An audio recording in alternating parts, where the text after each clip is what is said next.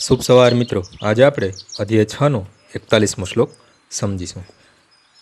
પ્રાપ્ય પુણ્યકૃતામ લોકાનું સિત્વા શાશ્વતી સમઃ શુષિતામ શ્રીમતામ ગેહે યોગ ભ્રષ્ટોભિજાયતે।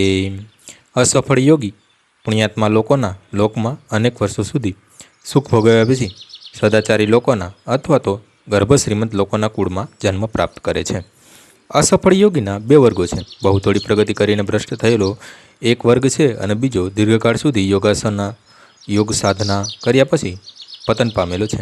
તે યોગી અલ્પ સમયમાં યોગાભ્યાસ પછી ભ્રષ્ટ થાય છે તે સ્વર્ગલોકમાં જાય છે કે જ્યાં પુણ્યાત્માઓનો પ્રવેશ મળે છે।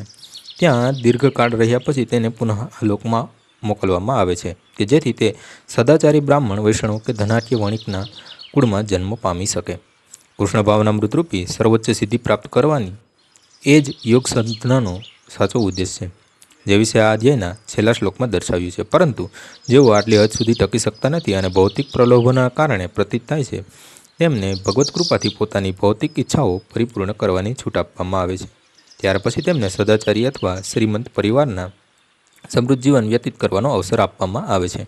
આવા પરિવારોમાં જન્મ લેનારા આ સગવડનો લાભ લઈ શકે છે અને પૂર્ણ કૃષ્ણ ભાવના મૃતમાં ઉન્નત થવાનો પ્રયત્ન કરી શકે છે। આજનો શ્લોક અહીં પૂર્ણ થાય છે। આવતીકાલે ફરીથી સવારે 6 વાગ્યે મળીશું। જય શ્રી કૃષ્ણ।